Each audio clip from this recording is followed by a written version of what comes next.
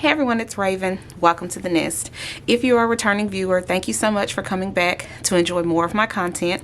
If you are new to the Nest, so appreciate you for tuning in, and I hope you come back for more. Today's video, we will be checking in on our 10K savings challenge.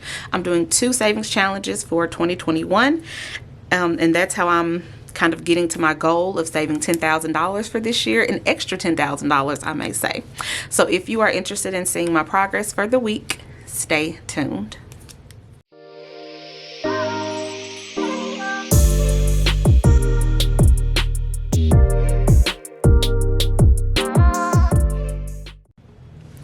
Alright guys, so what we're going to do first, I'm going to run through a series of screenshots, only because I need to go ahead and reconcile out Wells Fargo, which technically I've already done that. I just need to bring y'all up to speed on it. So this Money Monday is going to run a bit differently for the first couple of minutes. So this is our sheet for June for our $1 monthly savings challenge. This is essentially the savings challenge I'm doing, where I'm saving a daily amount for each day of the month. So on the first it's $1, the second $2, the third $3, so on and so forth. So I've actually already closed out my June page. I know I normally do that on video for you all, but I went ahead and closed it out anyway because I needed to reconcile things in Wells Fargo. So what I mean by reconciling in Wells Fargo, I've mentioned in my past Money Monday videos that at the end of the quarter I am moving my balance over to my Ally savings account because I get better interest rates over there. So the first screenshot I'm going to show is the balance at the end of Q1, which was January through March. So essentially at the end of March, I moved over the entire balance that was in my Wells Fargo account from these savings challenges, and I moved it over to my Ally account. Now that was a total of, and you see it in the screenshot here, $2,599. So that means that at the beginning of April, which was Q2, I started my Wells Fargo fresh with $0. So fast forward to the end of Q2, which is where we are now. Q2 ended on June 30th. So at the end of June 30th, I'm going to insert a screenshot here. My balance was $2,697.06. That is where we were. I think that extra 2 cents was just some interest because previous it was 4 cents, but now it is 6 cents. So what I did was, and you're going to, like I said, see a series of screenshots here. So this first screenshot you see here is me preparing to kind of get the transfer and all that together.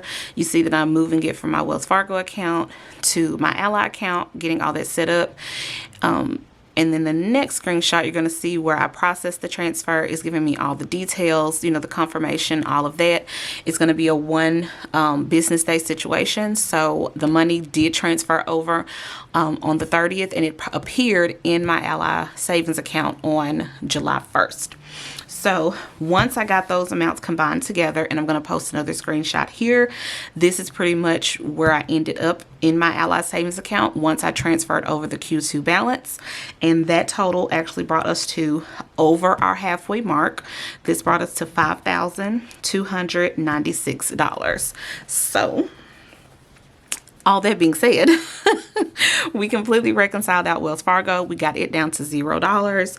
We are prepared to get things cracking with Q3 and move on with life. So like I said, so this was June's sheet. So we are completely done with that. So let me go ahead and flip to July's sheet, and let's go ahead and get an update on that as far as where we are. That is, if I can get the page going. Okay, all right, so flipping over to our $1 monthly savings challenge page for July, and I don't have to do any crossing off or anything like that because we actually do have 31 days in July. So today is actually July 5th, so I need to go ahead and cross off the 1st through the 4th. I have not added my money for today because it is early when I'm filming this, so I haven't added Monday's amount yet, but I will do that once I get my morning started and all of that. I'll move that over. So let's go ahead and mark off the 1st, the 2nd, the 3rd, and the 4th, because that is essentially what we have moved over. And then we're going to say savings challenge number 1, which that is what I designate this one, savings challenge number 1. So it's going to be $1 plus 2 equals 3 plus 3 is 6. And 6 plus 4, that's going to be 10. Let me make sure I calculate that right, because y'all know my math is not spot on. So 1 plus 2 plus 3 plus 4. All right, $10. So for this savings challenge, we have essentially put towards $10 to start off the quarter. We starting off the quarter right with $10. So let us move on to our next savings challenge. Now, why I didn't update this one was because where I ended off last week was on June 25th, which means that the next following week was going to fall into July, which is a completely new quarter. So we're going to go ahead and update this now. We are now at we just passed week 26 this past Friday. This is a weekly savings challenge that I'm doing, whereas the first one was a daily. This one is a weekly savings challenge. And the day of the week that I picked to save this money was Fridays. So pretty much every Friday, I am saving a set amount according to this chart. And the chart tells you exactly how much to save each week. Because in essence, once you finish the entire chart, you would have saved $5,200 with this savings challenge. So I'm combining the two savings challenges to get to my $10,000 basically. So that is why I have the two different savings challenges in the two different sheets. Don't want anyone to be confused.